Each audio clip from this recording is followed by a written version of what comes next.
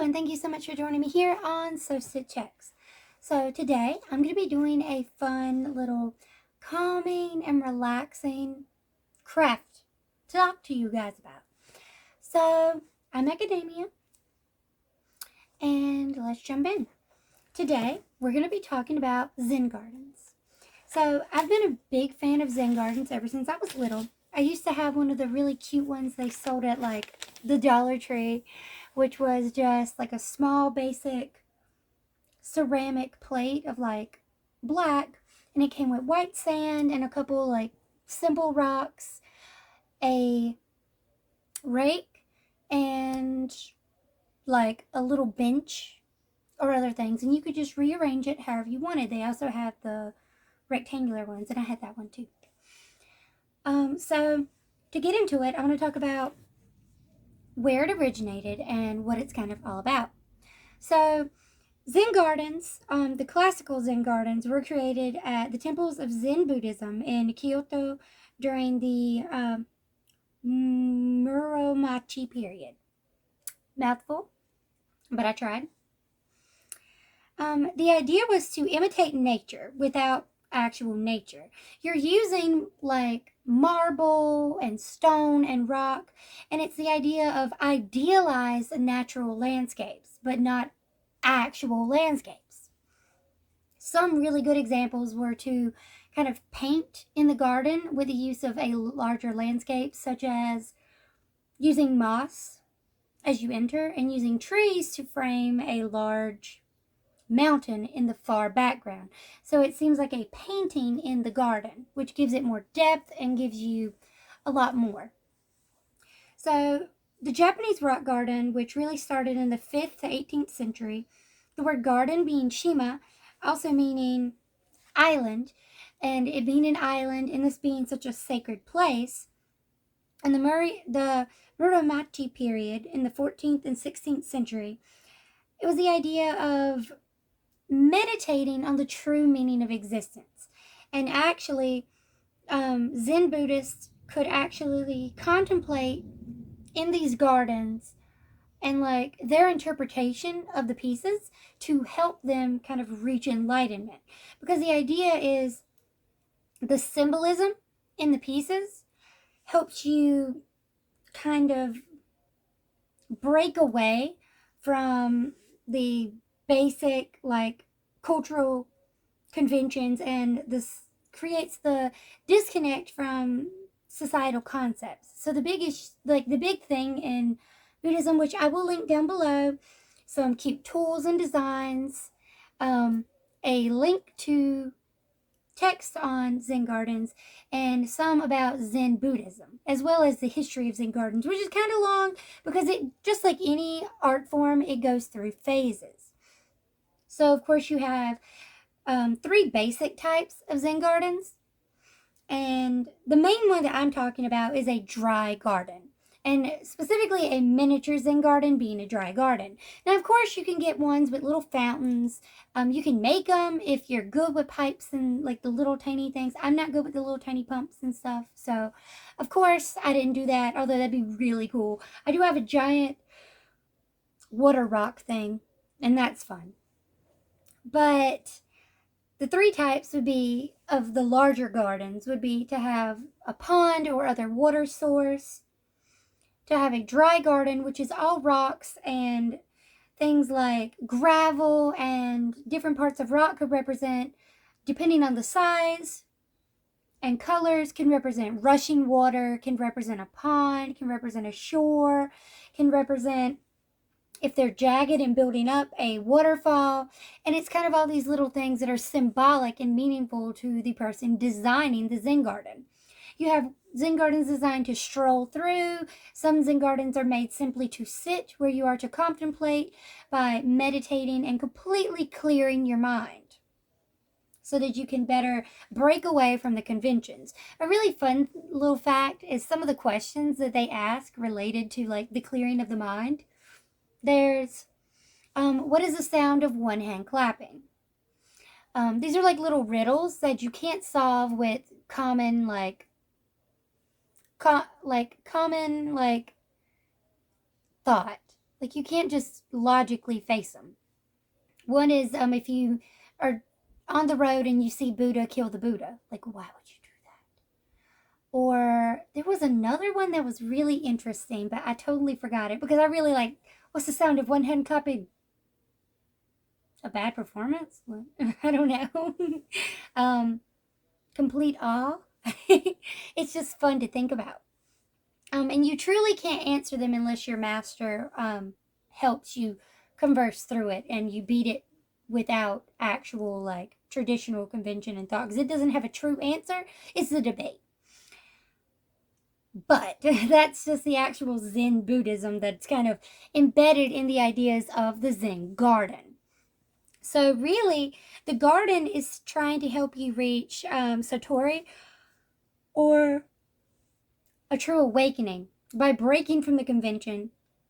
And using the garden as a meditative tool is a way to do that. It kind of goes into like the ideology of the Zen garden comes from like Taoism and like a kind of like Dharma. It's very similar. A lot going into that. And the original idea came from, so the word Zen being Japanese, because this is a Japanese garden, came from another word which was like Chan or something, which was Chinese. And I just find that really funny because it's like Chinese always have a C word. Instead of like ki with Japanese, you have chi with Chinese. And I just find that interesting and cute. It's like, see. Helps me remember which is which. Another fun thing about the Zen garden is that it's completely interpretive to you. No other person in the world will truly interpret the garden the same way as you. A good example was with mine. Now, I'm a very non-traditional person. So whereas most people would use maybe a wooden box, because traditionally you're not supposed to use plastic or metal, you're supposed to use stone or rock or something natural. In my case, I just used Dollar Tree items and some other like little found things that I've really enjoyed. So mine is a plastic bowl. And in my plastic bowl, I have blue sand with glitter. I have two candles to represent fire. I have some lapis lazuli, some amethyst, some tiger's eye, some pyrite, some other like fun little rocks that bring me peace and joy. I have the happy Buddha. I don't use a rake, which is traditional. I, however, use the little wooden spoon, or because I'm a very texture-oriented person, I use my hands and just kind of tap lightly into it like rain. Because the texture, I find it relaxing, and this is my garden. I can do it whatever way is untraditional and fits me. It does not matter. Because to me, the sky would be purple, the grass would be green, the water would be black, and all the flowers would be pink and orange. Like, I'm going to have this fantastical world. It's insane. So to me, I have the rocks to represent, of course, earth and like little mountains. I have some just whimsical creatures that make it feel like me. So there's a unicorn sloth and a unicorn dragon. And like, you could just call it a unisloth, but technically unicorn comes from the unus corno. I think I'm saying it right. And that's one horn. So sloth would just be one sloth. But so I have all these things. I have this really cute unicorn candle I got from Raven Moon Emporium, which I've never burned, but it has a unicorn on it, and it says, "Unicorns are the guardians of the forest. The unicorn emerged from the center of the earth and was the first and most perfect creature. It is gentle and wise, and animals become tame in its presence. It is believed that as long as humans show greed, anger, and engage in war, the unicorns will remain elusive and hidden forever." And I got it because it's like, this is your guardian animal. I don't know. It was cute. I like unicorns. I collect lots of unicorns. I mean, there's a unicorn cat right there. Unicorn cat ghost. But But so to me, I wanted to have the rocks as the elements of earth, the candles as elements of fire, the magical elements that bring it to me. There's a cute little bottle in here that is the actual representation of water, because whereas traditionally the sand would be the water flowing, depending on my mindset, some days the sand is the water, and the little dots I make when I tap into it are the bits of rain hitting the water and causing like a change. On other days, the sand is the wind blowing through the earth, blowing through the mountains, and you can just feel the different currents as they flow through. And really, that just depends on the day. I mix glitter in mine because it makes me happy, and my glitter is recycled from a poopsie unicorn that I got because I don't want to actually use the poopsie slime. I gave the slime to my sister because she likes that. I just like to have the unicorn. But so it's this idea of a non-traditional Zen garden, but a traditional Zen garden would not use any man-made items. Like it wouldn't use plastic, metal, any synthetic kind of fibers. It would use more natural fibers to imitate a natural but idealized landscape. So your rocks and gravel or your sand would imitate the water and the flow, or in my case, either water or air, depending on the day. The rocks would be the mountains. You could have trees. You could have mini shrubbery. You could do anything you want. I find the vibrancy to represent life, so that's why I wanted more bright colors in mine. And really, you don't have to copy me. You don't have to copy anyone. It is completely interpretive by you. You're the one designing your Zen garden. It is made for your peace of mind. Me seeing the ripples disrupt the balance of the water, seeing that everything changes and everything returns to its natural state. That is where I find my peace, and that's what helps me. Now, no, that's not traditional, but it's the idea of breaking away from this concept that being disruptive is contrary to production. Being imperfect is contrary to perfection, because really the imperfections that I see, the disruption of the surface, it's all temporary. And a cute thing to note about Zen Buddhism is some of the basic, fundamental ideas being to accept misfortune, to accept fortune without boasting, to avoid craving for happiness, to just be, and that you are to practice without practicing. There is no practice. You are to accept that we are all the Buddha, that you are the Buddha, that all things in nature are the Buddha, and that no one is the Buddha, and that nothing is happening. So it's just this very contrary idea, and I find it very, very relaxing. I will include a little skit on some pieces from the Dollar Tree that you can find. Although I didn't check out their fairy garden pieces, but you can definitely use those. And in a week or two, I will be doing a kind of ASMR build your Zen garden of a Hello Kitty Zen garden, because that's just what makes me happy, is the colors. And I've always been obsessed with miniatures, and the process of putting things together and letting it flow makes me happy. And I'm making kind of a tea garden style Zen garden, which is one you would go to after a tea party of sorts. And it would be more for hosting, and since I'm doing a little Hello Kitty tea party in my Zen garden, it's the hosting there. And that's the idea I'm going for with that. And you'll be here for it. If you're not, it was nice to see you. But yeah, so that's just kind of talking about, while it isn't witchcraft, it is important to, explore different ideas. And while I don't take it in a traditional sense, I take the idea of interpreting it in my own way to remind me that it's okay to be disrupted. It's okay to have flaws. It's okay to move forward from damage and to go back to a neutral state and then to go back to a chaotic state. The ripples. It's just it feels very relaxing to me to revel in the chaos of it and see it return to normal. To be fine in the chaos and understand that this is a natural cycle to exist in. And this is as anyone should know, because I have severe anxiety. So one of my anxiety practices, I guess one might say, is to put stickers on things.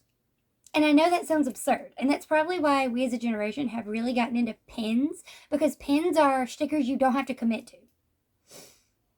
But forcing commitment with a sticker, like I love this sticker, I have to put it on something, forces you to realize, what if I'm never going to use this notebook again? What if I fill it up and then I don't get to look at it anymore? What if I can't find the sticker again? What if the sticker gets damaged? What if I put it somewhere and then realize I have somewhere better to put it? It doesn't matter. It has been placed. It is done. This is its home now. Calm. It is where it should be because it is where it is and it shall not move. This is where it was always going to go. And I have put it there and it is done. The Zen Garden reminds me of that. This is a beautiful, little wave, a beautiful little setup. It's very nice, and chaos, destruction, 'tis ruined. But it's temporary. As with all things, the wind will blow the sands and smooth them out. The water will flow through the rock and slowly erode it away, making a wider space, or taking down the mountain itself. The wind will blow the rocks off of the mountain. Everything will change. But it is fine. It is how it is meant to be. And I find this to be a really relaxing experience, and also a good way to combat my anxiety and any existential crisis I may have, or any depression, reminding me that nothing means anything. Because while some people cure their depression by reminding themselves everything is good, everything is important, everything has a purpose, some things have no purpose. And you don't have to be productive to be a person. You're here to exist. You're not here to produce for someone else. And the kind of chaos of the garden and the balance and serenity of the garden remind me of that. They remind me that it's my process, and it is a process that will take place over and over again in a cycle, and eventually it will find its peace. Now, the word garden, which we use, or niwa, is denoted also as a religious space, which, while this is not witchcraft, as I've said already, this is more of a Taoist practice and a Zen practice and just this philosophy. It is a very good practice to bring in. It would help you with meditation. It is an active way if you are not a closed-eye, quiet meditator. It is a way to meditate and move with the flow. Kind of like when I practice hula. It is a way to meditate while in motion.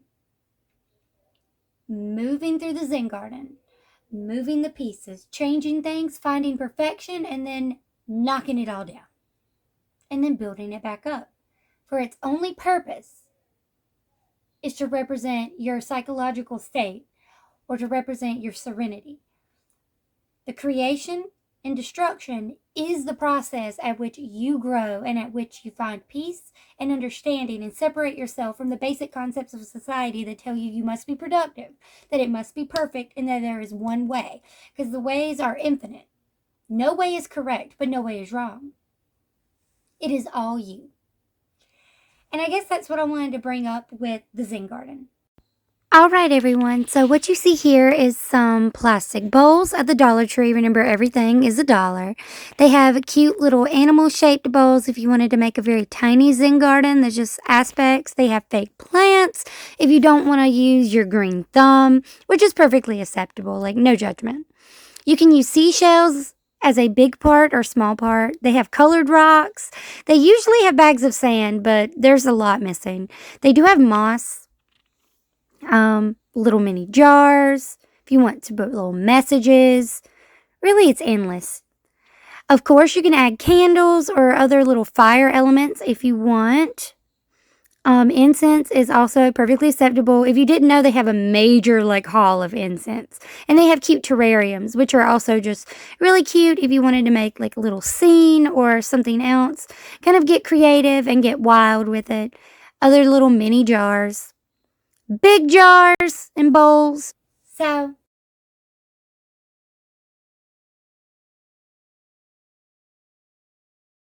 I showed you a couple little items that you can get at the Dollar Tree. These are just some basics. Really, all you need is a bowl or a pot. You can also get a large pot if you want a flower pot or something. Fill it with rocks or paper and then do a base to put sand on top of and make that. You could do multi-tiers. There's many options. You can buy one. That is perfectly fine. But for crafting purposes, use your imagination. I got the cute little bowl. I got my sand. And I got this little shovel or trowel, mini trowel. The Dollar Tree has the cutest little bottles of different sizes. The Buddha was just a cute gift that I received, and he didn't fit on my altar next to the Buddha, which found nirvana through suffering. Because there's multiple ways to reach nirvana.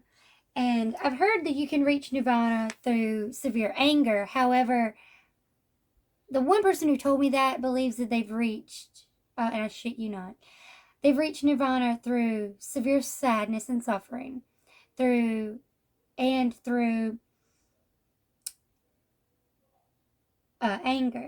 and that they've overcome their anger and no longer have anger issues. And on the scoreboard of everyone that I've met who says they don't have anger issues anymore, not one has gotten over their anger issues. They just hide it really well, and then they burst forth in a very surprising and frightful manner, expressing their clear and evident anger issues in an uncalled for way that is unbecoming. Here I just have the little happy Buddha in the Zen garden, enjoying the chaos, enjoying the variation, I guess. To me, the creatures that live here, this is their natural habitat. This is where they belong. Among the chaos, watching the birth and death of balance with all the rocks.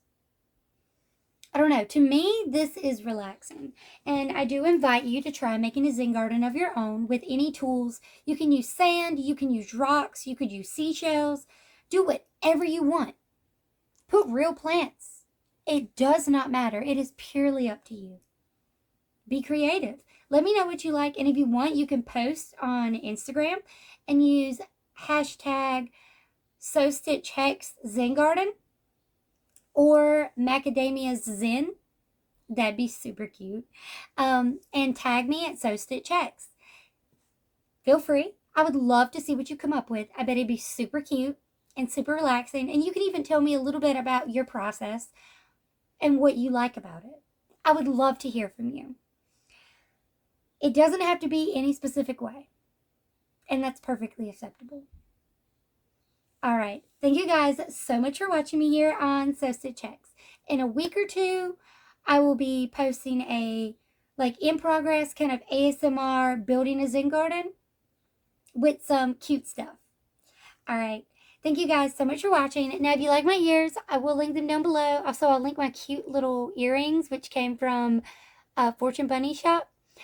And if you want some ears, not specifically these, but some with a discount, please check out Boutique Baby Bear and use promo code MACADAMIA. You can also get some cute accessories to match if you go to Kawaii Weird and use promo code MACADAMIA for 10% off. I mean, who doesn't like a promo code? All right, have a wicked evening, you guys, and I will see you here next time. Bye!